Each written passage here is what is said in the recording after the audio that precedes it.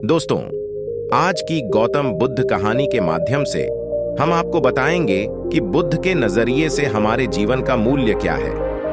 हम में से बहुत से लोग अपनी जिंदगी की कीमत नहीं समझते और ऐसी चीजों में अपनी जिंदगी बर्बाद कर देते हैं जिससे हमें ही नुकसान होता है। कुछ लोग शराब के पीछे, कुछ लड़कियों के पीछे और कुछ पैसों के पीछे अपना पूरा जीवन बर्बाद कर देते हैं। आज की बुद्ध कथा के माध्यम से आपको पता चलेगा कि हमारा जीवन कितना अनमोल है और हमें अपना यह अनमोल जीवन कैसे जीना चाहिए। एक समय की बात है, गौतम बुद्ध अपने शिष्यों को जीवन से जुड़ी अच्छी और बुरी बातों का ज्ञान दे रहे थे। सभी शिष्य बड़े ध्यान से उनकी बात सुन रहे थे। उन सभी में एक शिष्य ऐसा भी था जिसे प्रश्न पूछने की आदत थी। वह उठकर गौतम बुद्ध के पास गया और उनसे बोला, आप हमें जीवन के बारे में जो कुछ भी सिखा रहे हैं उसका क्या फायदा, क्योंकि हम में से कई बच्चे तो यह भी नहीं जानते कि हमारे जीवन का मूल्य क्या है और यह जीवन कितना कीमती है, हमारे लिए है। पहले कृपया हमें बताएं कि इस जीवन का मूल्य क्या है। बुद्ध ने अपने शिष्य की बात सुनकर अपने कमरे में जाकर पत्थर का एक चमकता हुआ टुकड़ा ले आया। मैं तुम्हें इस जीवन का मूल्य तब बताऊंगा जब तुम्हें इस पत्थर का सही मूल्य पता चलेगा, उन्होंने कहा और टुकड़ा अपने शिष्य को दे दिया। आप भी इस पत्थर के टुकड़े को किसी को नहीं बेचें। शिष्य गौतम बुद्ध की बात मानकर बाजार की ओर चले गए। उसने पहले बाजार में एक फल विक्रेता को देखा और उसे एक पत्थर दिखाकर पूछा, इस पत्थर के बदले तुम मुझे कितने फल दे सकते हो? फल विक्रेता ने कहा, यह पत्थर कोई खास नहीं है, लेकिन फिर भी मैं तुम्हें इसके बदले में 10 केले दे सकता हूँ। वह शिष्य उस पत्थर को लेकर आगे बढ़ गया। तभी उनकी मुलाकात एक सब्जी बेचने वाले से हुई। शिष्य ने सब्जी विक्रेता से पत्थर की कीमत पूछी। इस पत्थर की कीमत के बदले मैं तुम्हें अधिक से अधिक सब्जियों से भरा एक थैला दे सकता हूँ। सब्जी विक्रेता ने पत्थर को ध्यान से देखा। उस पत्थर को लेकर शिष्य एक सोने के व्यापारी के पास गया। पत्थर के उस टुकड़े की चमक देखते ही सुनार ने उसकी कीमत 100 सोने के सिक्के लगा दी। जब शिष्य ने टुकड़ा बेचने से इनकार कर दिया तो सुनार बदले में 200 सोने के सिक्के देने पर सहमत हो गया, लेकिन शिष्य ने वह पत्थर नहीं बेचा।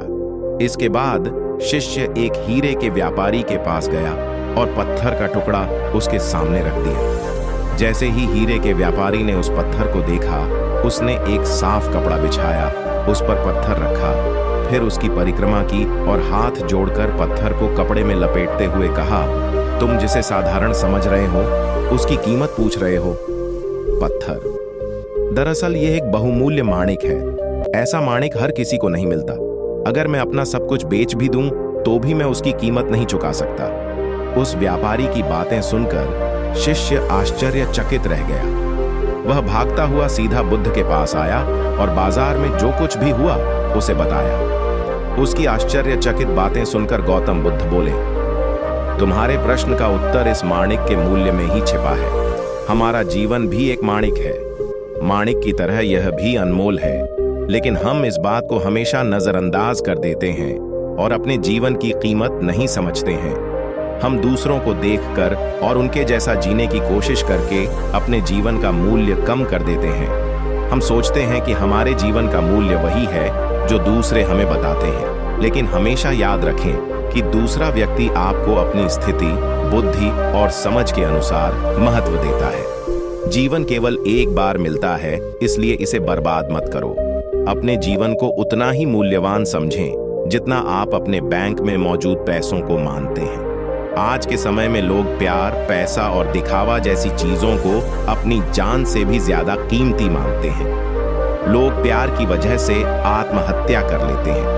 पैसे के नाम पर वो ऐसे काम करने लगते हैं जिससे उनकी जिंदगी बर्बाद हो जाती है। नाम कमाने के नाम पर वो गलत काम करने लगते हैं। हमेशा याद रखें कि दिखावा करना जरूरी नहीं है।